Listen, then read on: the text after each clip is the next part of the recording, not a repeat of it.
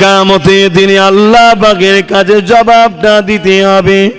ওরে আমার বান্দারে, আমি আল্লাহ দুটো হাত দিয়েছিলাম, এই হাতে তোকে হালাল ইনকাম করার জন্য দিয়েছিলাম। বান্দা তুই হাতে কি করেছিস বল? এই হাত আমি দিয়েছিলাম আমার কোরআনকে ধরার জন্য। বান্দা তুই কতবার ধরেছিস বল? এ যুবক, আমি ভুল বলছি কি জানি না, এখানে আমার অনেক ভাই বোন আছে যারা বছরে একবার হয়তো কোরআন খেয়ে হাতে লাইনে আছে না? নাই বলবো লাজ। তরুণেরা, আল্লাহ বাহাদুর হাত দিয়েছে। ওরে আমার বান্দা বান্দি রে, এই হাতে তুই নিজে প্রয়োজনের কাজটা মিটাবি। আমি আল্লাহ তোকে যদি দুটো হাত না দিতাম, তুই নিজের খানাটা নিজে খেতে পারতি না, তুই নিজের কাজটা নিজে করতে পারতি না, প্রয়োজন মিটাবার পরে পানি খরচটা পর্যন্ত করতে পারতিস না। লোকের অপেক্ষায় তোকে থাকতে হতো, একদিন দুদিন তিন দিন করে দিত, একদিন তারাও তোর উপরে বিরক্ত বোধ করতো। আমি আল্লাহ তোকে অসহায় করিনি রে, আমি আল্লাহ তোকে দুটো হাত দিয়ে পাঠিয়েছি। আমার দিয়ে হাত দিয়ে তুই গরিবের পক্ষে লড়াই করবি, এতিমের পক্ষে লড়াই করবি, বিধবার পক্ষে লড়াই করবি, মা বাবার সেবা করবি। আমার দুটো হাত দিয়ে তুই নিজের মাতৃভূমিকে বাঁচাবি, মাতৃভূমির জন্য লড়াই করবি। আমার দুটো হাত দিয়ে তুই সমাজে শান্তি প্রতিষ্ঠিত করবি। আমার দুটো হাত দিয়ে তুই হালাল ইনকাম করবি। আমার দুটো হাত দিয়ে তুই এতিম গরিবদেরকে দান খায়রাত করবি। আমার দুটো হাত দিয়ে তুই আলেমদেরকে সেবা করবি। আমার দুটো হাত দিয়ে তুই আলেমদের পিছনে ঘুরবি। এ আমার বান্দা বান্দি রে, আমার দুটো হাত দিয়েছি, ইনসাফে ঝান্ডা ধরবি। এই দুটো হাত দিয়ে আবার যখন প্রয়োজন হবে, আমি আল্লাহ আমার কাছে দোয়া চাইবি। বড় দুঃখের বিষয়, আমার কমের ছেলে আজকে দুনিয়ার লোভ লালসায় পড়ে গিয়ে, জালিম অত্যাচারী শয়তানদের ধোঁকায় পড়ে গিয়ে আমাদের ছেলেরা এই হাত দিয়ে গানের টাকা খরচ করছে, এই হাত দিয়ে ফাংশন তৈরি করছে, এই হাত দিয়ে এমন করে গান তৈরি করছে, এই হাত দিয়ে দুনিয়া জমিনে জালিম অত্যাচারী স্বৈরাচারীদের জন্য এই হাত দিয়ে কাজ করে বেড়াতে লেগেছে। এই হাত দিয়ে গরিবদেরকে লুটছে, এই হাত দিয়ে এতিমদেরকে লুটছে, এই হাত দিয়ে সমাজে তোলা তুলে বেড়াচ্ছে। সামান্য পার্সেন্ট পাচ্ছে, বেশিটা ওর শয়তানদের কাছে পৌঁছে যাচ্ছে। অথচ এ নিজে কত বড় পাপী হয়ে যাচ্ছে, একবারও আমার কম ভাবছো না। এ আমার কমের সন্তানেরা, মনে রেখে দিও, আল্লাহ পাক ছাড় দেয়, ছেড়ে কিন্তু দেয় না।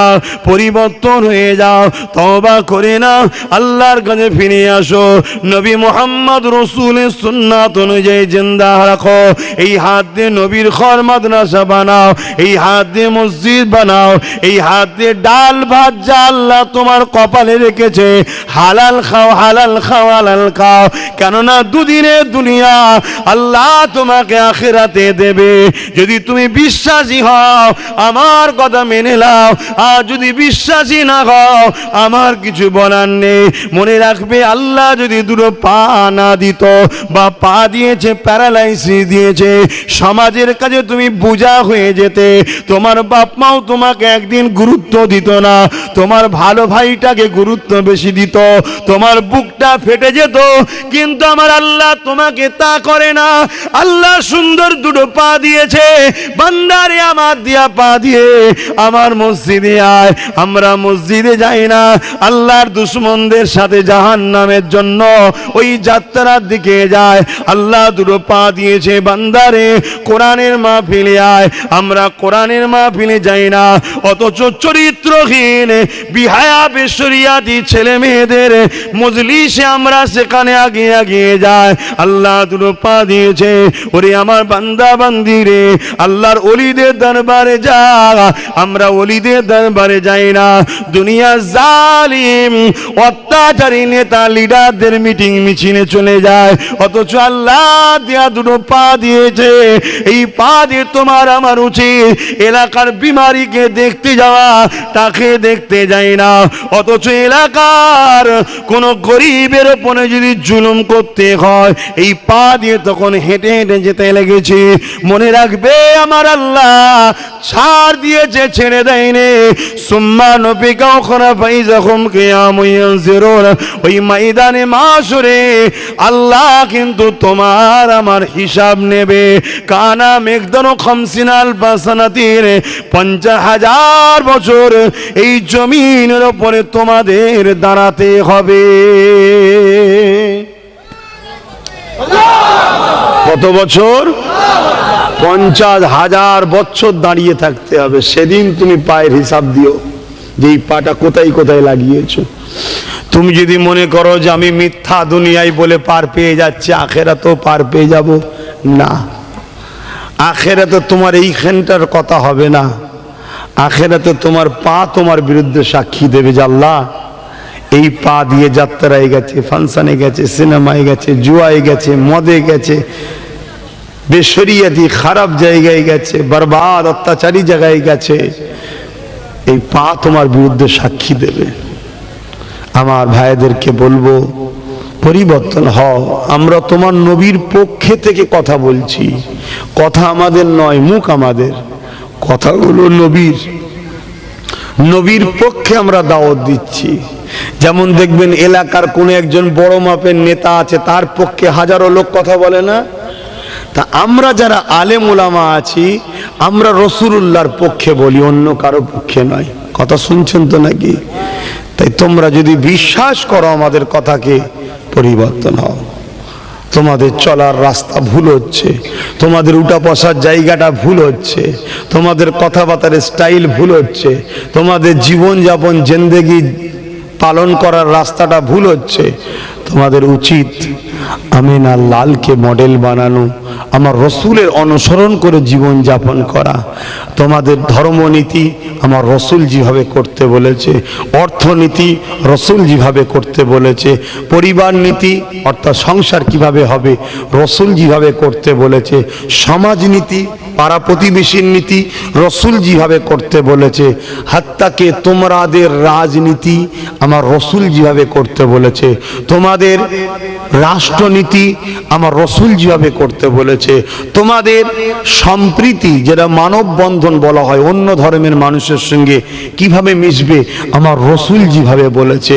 দুনিয়ার কেউ তোমার আমার জন্য মডেল নয়। রসুল ছাড়া অন্য কাউকে ফলো করা তোমার আমার জন্য হারাম। শুনছো না? শুনছো না? আর সব জায়গাতে ধ্বংস বরবাদ। একমাত্র মুক্তি হলো মুহাম্মদ রসুল। জোরে বলুন সুবহানাল্লাহ। যদি মানার হয় নাও, না মানার হয় না নাও। আমরা ওই জালিমদের মতো নয় যে আমারটাই মানতে হবে, নাই মেরে ফেলবো না। দিলাম, লিবার হয় লাও, না লিবার হয় না লাও। কিন্তু মনে রাখবে নিলে 100% শান্তি, না নিলে দুনিয়া আখিরাতের বরবাদ।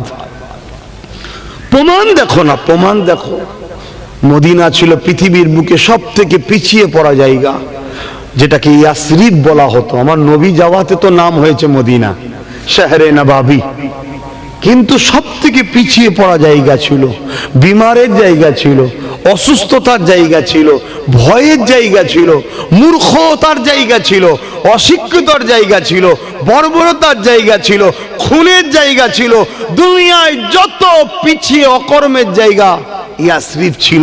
মানুষ ভয়ে যেত না, আবহাওয়াটাও ছিল এমন, মানুষ বিমার হয়ে যেত। আল্লাহর নবীকে আমার আল্লাহ বললেন হিজরত করো মক্কা থেকে। আমার রসুল ইয়াসরিবকে পছন্দ করলেন। সাহাবারা বললেন হুজুর মিশর থাকতে আপনি ইয়াসরিবে যাবেন কেন? মিশরে চলুন না হুজুর, শিক্ষা আছে, আলো আছে, শহর উন্নত। আল্লাহ নবী বললেন আমি মোহাম্মদ তো এসেছি পিছিয়ে পড়াকেই তো আগে নিয়ে আসতে। জোরে বলুন সুবহানাল্লাহ। হুজুর ওখানে বিমারের জায়গা। আল্লাহ নবী বললেন সব জানি, আমি মোহাম্মদ তো ওটাকে পরিবর্তন করার জন্যই যাচ্ছি। জোরে বলুন সুবহানাল্লাহ। আল্লাহ নবী গেল, মদিনার মানুষ আমার নবীকে ইস্তেকবাল করে মেনে নিল, ওয়েলকাম জানালো। তালা আল বাদরু আলাইনা মিন সানিয়াতিল ওয়াদাই, নবী পাককে নানান রকম স্লোগান দিয়ে আর ইস্তেকবাল করে করে করে করে পুরো মদিনার নর নারী বাচ্চা সবাই আমার রসুলকে অ্যাকসেপ্ট করলো, মেনে নিল। আমার নবী তাদের জন্য ধর্ম সেন্টার তৈরি করলেন এবং সাথে সাথে শিক্ষা কেন্দ্র তৈরি করলেন। শুধু ধর্ম শিক্ষা নয়, শুনছেন, আমার নবী সমস্ত রকম শিক্ষা কেন্দ্র তৈরি করলেন। আল্লাহ নবী সেখানে রাষ্ট্র পরিচালনারও শিক্ষা দিলেন, শুনছেন, বিজনেস করার শিক্ষা দিলেন। আল্লাহ নবী সমস্ত ধরনের ফিলোসফি, দর্শন, হিস্টোরি, কেমিস্ট, সমস্ত রকম সায়েন্টিস্টের শিক্ষা দিয়ে মদিনাকে আস্তে আস্তে নবী পাক ডেভেলপমেন্ট করতে লাগলেন। আল্লাহ নবীর কথাকে ওরা অক্ষরে অক্ষরে মানতে লাগলো। পৃথিবীর শ্রেষ্ঠ আজকের দিনে যদি কোনো জায়গা থাকে সেটা হলো মদিনা শরীফ। জোরে বলুন সুবহানাল্লাহ, আরো জোরে বলুন সুবহানাল্লাহ। हाल दिल किसको सुनाए, आपके होते हुए। हाल दिल किसको सुनाए, आपके होते हुए। क्यों किसी के दर पे जाए, आपके होते हुए। मैं गुलाम मुस्तफा हूँ, ये मेरी पहचान है। मैं गुलाम मुस्तफा हूँ, ये मेरी पहचान है। गम मुझे क्यों कर सताए, आपके होते हुए।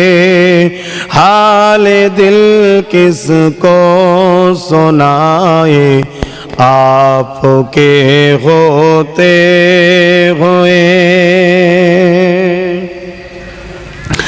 अपना जीना अपना मरना अब तेरी चौखाट पे है। अपना जीना अपना मरना अब तेरी चौखाट पे है। हम कहाँ सरकार जाए, हम कहाँ सरकार जाए, आपके होते हुए। कह रहा है आपका रब, कह रहा है आपका रब, अंत फीहिम आपसे। कह रहा है आपका रब, अंत फीहिम आपसे। क्यों इन्हें दो मैं सजाए, क्यों इन्हें दो मैं सजाए, आपके होते हुए।